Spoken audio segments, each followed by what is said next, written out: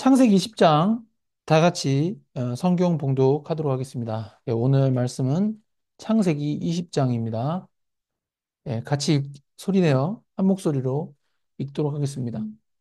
아브라함이 거기서 네게브 땅으로 옮겨가 가데스와 술 사이 그랄에 거류하며 그의 아내 사라를 자기 누이라 하였으므로 그랄 왕 아비멜렉이 사람을 보내어 사라를 데려갔더니 3절 그 밤에 하나님이 아비멜렉에게 현몽하시고 그에게 이르시되 내가 데려간 이 여인으로 말미암아 내가 죽으리니 그는 남편이 있는 여자임이라.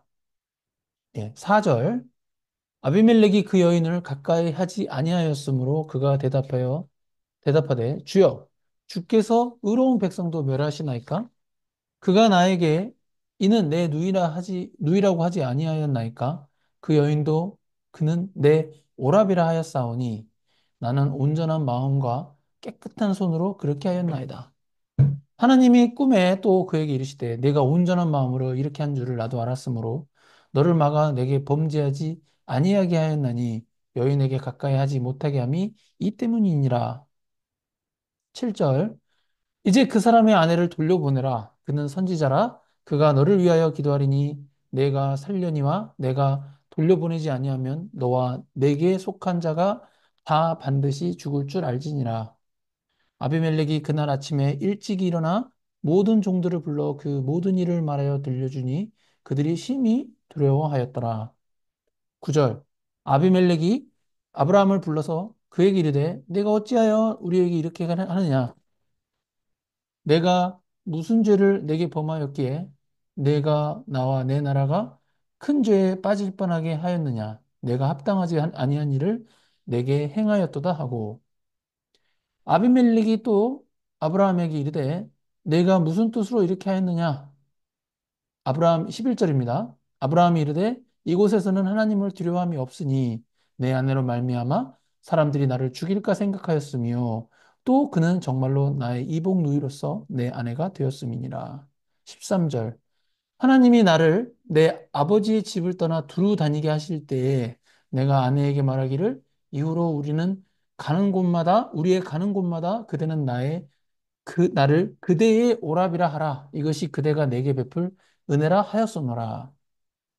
아비멜렉이 양과 소와 종들을 이끌어 아브라함에게 주고 그의 아내 사라도 그에게 돌려보내고 아브라함에게 이르되 내 땅이 내 앞에 있으니 내가 보기 좋은 대로 거주하라 하고 16절 사라에게 이르되 내가 은천계를 내 오라비에게 주어서 그것으로 너와 함께한 여러 사람 앞에서 내 수치를 가리게 하였노니 내 일이 다 해결되었느니라. 아브라함이 하나님께 기도하매 하나님이 아비멜렉과 그의 아내와 여종을 치료하사 출산하게 하셨으니 여호와께서 이방의 아브라함의 아내 사라의 일로 아비멜렉의 집에 모든 태를 닫으셨음이더라. 오늘 설교 제목은 하나님의 신실하심과 우리의 믿음입니다. 네, 사랑하는 성도 여러분, 오늘 우리는 창세기 20장 아브라함의 이야기 속에서 하나님의 신실하심과 자비를 깊이 묵상하고자 합니다. 창세기 20장은 아브라함이 그랄 왕 아비멜렉과의 만남에서 사라가 자신의, 그러니까 아브라함의 아내인 것을 숨기고 아브라함이 누이라고만 이야기하면서 벌어진 사건을 담고 있습니다. 이 사건을 통해 하나님의 자비하심과 신실하심이 얼마나 큰지 다시 깨닫게 됩니다. 하나님의 신실하심과 인간의 연약함. 아브라함은 창세기 12장에서 이미 비슷한 상황을 겪었었습니다.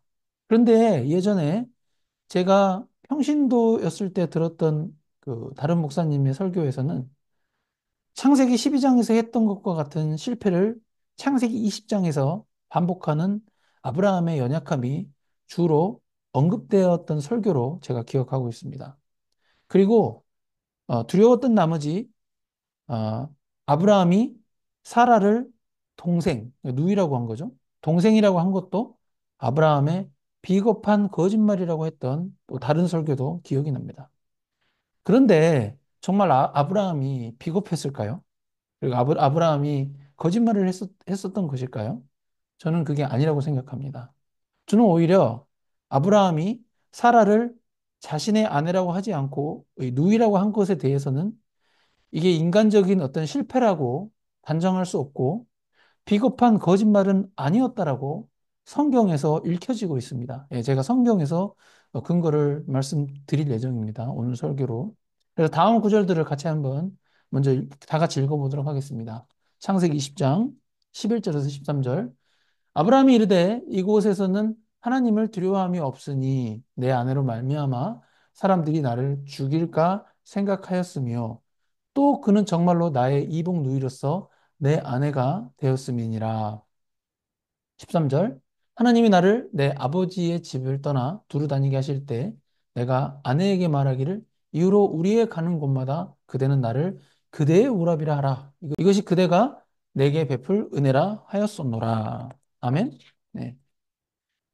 이게 이 말씀을 보시면 하나님의 명령을 듣고 본토 아비 친척을 떠난 것은 아브라함 개인적으로, 이게 개인적으로 이렇게 목숨을 건 도전이었습니다. 특히 고대 근동 사회에는 여러 지역의 족장들이나 왕들이 존재하는데 하나님의 명령에 따라 새로운 지역으로 이주하는 아브라함에게 있어서 그 아브라함 입장에서는 아내 사라가 너무 아름다우니까 그 아름다움을 인해서 아브라함 자신이 살해를 당하고 아내를 빼앗기는 것은 그때 당시에는 예측 가능한 리스크였던 것입니다. 지금 현대 우리 한국 사회에서는 예측하기 이런 일이 있을 수가 없죠. 그러나 그때 고대 근동사회는 그게 가능했다는 것이죠. 그러므로 아브라함은 아내 사라에게 우리가 가는 곳마다 그대는 나를 그대의 오랍이라 하라. 이것이 그대가 내게 베풀 은혜라 하였더라. 예. 이게 지금 그 주장인 것입니다. 창세기 12장 11절에서 13절 한번 같이 읽어보도록 하겠습니다. 다 같이 시작. 그대가 애굽에 가까이 이르렀을 때 그의 아내 사레에게 말하되 내가 알기에 그대는 아리따운 여인이라 애굽 사람이 그대를 볼 때 이르기를 이는 그의 아내라 하여 나는 죽이고 그대는 살리니 원하건대 그대는 나의 누이라 하라. 그러면 내가 그대로 말미암아 안전하고 내 목숨이 그대로 말미암아 보존되리라 하니라. 그러니까 지금 아까 읽었던 창세기 20장 그 부분과 또 창세기 12장, 예, 애굽에서 이제 아내를 빼앗겼을 때 이 사건, 이 창세기 12장 이 부분을 읽어봤을 때 이 두 부분 다 12장과 20장 다 읽어봤을 때 아내 사라가 아브라함의 이 부탁에 대해서 반대했다라는 성경 구절이 없습니다. 예, 오히려 아까 20장 읽으셨지만 사라도 내 오랍이라 이렇게 얘기했다고 하잖아요. 그 이야기는 아브라함 안에 살아도 그와 같은, 그러니까 아브라함이 자기 때문에 살해당할 리스크가 존재한다는 것을 살아도 알고 있었다라는 거죠. 예, 인정했다라는 것입니다. 이것을 가지고 우리가 인간은 연약하다 정도로 그냥 해석을 해야지, 뭐 그걸 가지고 막 더 뭐 거짓말을 했네, 뭐, 뭐 아내를 배신했네, 이렇게까지 확장해서 해서는 안 된다라는 것이죠. 이 성경을 읽는 우리도 이와 같은 상황에 처하게 되면 우리가 만약에 고대 근동 사회에 살았다면은 예, 아브라함과 다른 결정을 내리기 쉽지 않았다는 것을 이게 동병상련의 자세로 이해해야 하는 것입니다. 그리고 실제로 사라는 아브라함의 이복 누이였기 때문에 나의 누이라고 하는 것이 아브라함이 이제 의도적으로 거짓말한 것은 아니라는 것이죠. 다만 아내라는 것을 숨겼을 뿐이지 이 누이라는 말도 틀린 말은 아니었다는 것입니다. 그래서 이 부분을 가지고 다시 말씀드리지만 아브라함이 뭐 비겁했다 또는 뭐 실패했다 뭐 실수했다 라고 이렇게까지 말하는 설교하시는 목사님도 있겠지만 목사님들도 있겠지만 이제 너무 그렇게 생각하기보다는 그때 당시 환경 고대 근동 사회의 환경 이 환경의 지배를 받는 어떤 피조물로서 연약한 존재라는 것을 성경이 우리로 하여금 깨닫기 위함이라는 포인트를 그냥 이해하고 넘어가야 된다는 것이죠. 예. 그래서 우리는 이 세상의 모든 인간들은 사실 모두 죄인이잖아요. 근데 죄인이 죄인을 비판할 자격이 있나요? 예. 그러니까 우리가 뭐 우리도 같은 죄인인데 아브라함이 어쨌다 어쨌다 이러면서 비판할 자격이 있습니까? 제 얘기는 그거죠. 죄인이 죄인을 비판할 자격은 없습니다. 그래서 나 스스로가 상대방을 비판할 자격이 없는 것이죠. 그래서 아브라함이 아내 사라를 누이라고 소개하며 자신의 생명을 부지했다는 것도 우리는 믿음의 조상 아브라함이 어떻게 저럴 수 있나라는 이런 비판적인 시각보다는 그래, 우리 인간은 모두 죄인이고 연약해서 그럴 수도 있다라고 생각해야 한다는 것입니다. 예. 이것이 성경을 읽는 자세인 것이죠. 그리고 다른 사람을 대하는 자세이기도 하고요. 그래서 이는 비단 아브람뿐만 아니라 다른 사람들의 잘못에 대해서도 그래, 그럴 수 있어. 나도 같은 환경과 상황에 처하면 그런 유사한 결정을 내릴 수 있을 거야. 또는 유사한 잘못을 저지를 수 있을 거야라는 이런 어, 역지사지, 동병상련, 네, 뭐 그런 자세가 필요한 것입니다. 그래서 예수님도 이렇게 말씀하셨습니다. 예, 누가복음 6장 37절. 다 같이 읽겠습니다. 예, 누가복음 6장 37절. 비판하지 말라. 그리하면 너희가 비판을 받지 않을 것이요. 정죄하지 말라. 그리하면 너희가 정죄를 받지 않을 것이요. 용서하라. 그러면 너희가 용서를 받을 것이요. 아멘.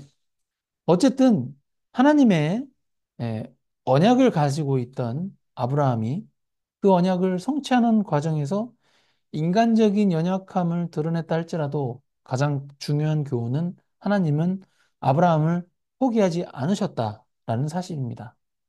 우리의 연약함 속에서도 하나님은 여전히 신실하시고 실패에 가까운 우리의 결정과 삶 가운데서조차 하나님은 그의 선하신 계획 안에서 아브라함이 겪고 있는 모든 상황을, 모든 환경을 사용하셨듯이 우리의 모든 상황과 환경을 사용하시는 하나님이시라는 것입니다. 창세기 20장 14절에서 16절 같이 읽도록 하겠습니다. 아비멜렉이 양과 소와 종들을 이끌어 아브라함에게 주고 그의 아내 사라에도 그에게 돌려보내고 아브라함에게 이르되 내 땅이 내 앞에 있으니 내가 보기에 좋은 데를 거주하라 하고 사라에게 이르되 내가 은 1,000개를 내 오라비에게 주어서 그것으로 너와 함께 한 사람 여러 사람 앞에서 내 수치를 가리게 하였느니 내 일이 다 해결되었느니라. 예, 참 놀라운 부분이 이 부분입니다. 아비멜렉이란 그 이름에서 멜렉이란 단어는 이제 왕이란 뜻을 가진 히브리어 단어입니다. 물론 창세기 20장 20절에 아비멜렉이 그랄 왕이라고 언급은 되어 있습니다. 그랄 왕 아비멜렉은 사라의 아름다움으로 인해 사라를 데려왔지만 하나님이 아비멜렉의 꿈에 나타나서 남편이 있는 여인임을 분명히 밝히셨습니다. 사라로 인해 죽게 될 것이라고 이렇게 경고까지 받게 되었으나 아비멜렉 입장에서는 깜짝 놀랄 수밖에 없었던 것이죠. 오히려 이 사건을 통해 아브라함은 양, 소, 종들, 동산이죠. 심지어 아브라함이 보기에 좋은 데로 거주하라는 부동산까지 얻게 됩니다. 예, 예. 동산과 부동산을 다 얻어버리죠. 엄청나죠. 그리고 은 1,000개. 그때 당시로 보면 화폐인 것 같아요. 예. 은 1,000개까지 받게 됩니다. 현대 사회에서는 꿈도 못 꿀 일이지만 아비멜렉이 왕이니까 하나님이 그의 마음을 움직이셔가지고 그렇게 아브라함에게 역으로 물질의 축복까지 주신 것입니다. 그런데 더 중요한 것은 이 부분입니다. 한번 다 같이 읽어보도록 하겠습니다. 아브라함이 거기서 네게브 땅으로 옮겨가 가데스와 술 사이 그랄에 거류하며 지금 창세기 20장은 아브라함이 네게브 땅으로 옮겨가서 이제 가데스와 술 사이 그랄에 거류하는 것입니다. 그러니까 그랄 왕을 만났겠죠? 그렇다면 이 1절에서 네게브 땅 앞에 있는 단어, 거기서, 예, 거기서라는 표현이 나오는데, 그러니까 거기서 이제 네게브 쪽으로 옮겨가다가 이제 그랄에 멈췄다라는 거잖아요? 그러면은 이 구절에서 말하는 거기서는 과연 어디일까요? 예, 창세기 20장 이전에 아브라함이 있던 장소와 관련된 구절은 이제 창세기 19장 27절에서 나옵니다. 한번 다 같이 읽어보겠습니다. 아브라함이 그 아침에 일찍이 일어나 여호와 앞에 서 있던 곳에 이르러. 예. 결국 창세기 20장 1절 이전에 가장 먼저 그 장소 개념이 나오는 것이 그러니까 아브라함과 관련된 장소 개념이 나오는 데가 19장 27절인데요. 여기서 보실 수 있는 것처럼 요 아까 20장 1절에 나온 요 20장 1절에 나온 이 거기서라는 단어는 창세기 19장 27절에 여호와 앞에 서 있던 곳을 의미합니다. 그렇다면 여호와 앞에 서 있던 곳은 어디였을까요? 네. 그럼 바로 이제 또 그 앞장에 그 관련 구절을 보시면 여호와께서 창세기 18장 1절 다 같이 한번 읽어보도록 하겠습니다. 지루함을 덜하기 위해서 한번 다 같이 읽어보겠습니다. 창세기 18장 1절 시작. 여호와께서 마므레의 상수리 나무들이 있는 곳에서 아브라함에게 나타나시니라. 아멘. 네. 그러니까 요 창세기 19장 27절에 있는 여호와 앞에 서 있던 곳은 어디냐면은 바로 창세기 18장 1절에 여호와께서 여기 마므레 상수리 나무들로 오신 거잖아요. 그래서 마므레의 상수리 나무들이 있는 곳이 바로 여호와 앞에 서 있던 곳이었습니다. 그렇다면 이 마므레라는 곳이 어떤 지역의 이름인 거잖아요. 그럼 마므레는 어딜까요? 예. 마므레가 어디냐면은 창세기 18장, 13장 18절에 나옵니다. 한번 다 같이 읽어보도록 하겠습니다. 아브라함 이전의 이름이 아브람이었죠. 예. 아브라함이 장막으로 옮겨 헤브론에 있는 마므레 상수리 숲에 이르러 거주하며 거기서 여호와를 위하여 제단을 쌓았더라. 아멘. 그러니까 헤브론이라는 넓은 어떤 지역이 있는데 그 지역 안에 있는 마므레라는 작은 마을인 것 같습니다. 마을로 보여집니다. 그죠? 성경에 그렇게 나와 있잖아요. 결국 아브라함이 있던 곳은 헤브론을 지역을 말합니다. 이 슬라이드의 어떤 이 좌측에 있는 것은 아브라함의 여정을 그린 지도입니다. 예. 우르에서 여기 우르 보이시죠? 우르에서 이 바벨론을 지나가지고 말이 하란을 지나 네, 갈그미스 여기 쭉 내려와서 여기 가나안 땅 보이시죠? 약속의 땅 가나안으로 와서 여기 세겜 그다음에 베델로 왔다가 애굽으로 그때 그 왜 앞에 보면은 여기 가뭄이 있어가지고 이제 먹을 것을 구하기 위해 애굽으로 또 내려갔잖아요. 그래서 그 애굽 왕한테 아내를 한번 빼앗겼다가 다시 찾아오지 않습니까? 그 사건입니다. 그리고 애굽 갔다가 다시 이제 베델로 돌아와서 이제 헤브론으로 이제 헤브론에 와가지고 정착했던 것이죠. 예. 보시면 요 요거 이제 좀 저 큰 사진이긴 한데 지도긴 한데 여기가 이제 이스라엘이죠.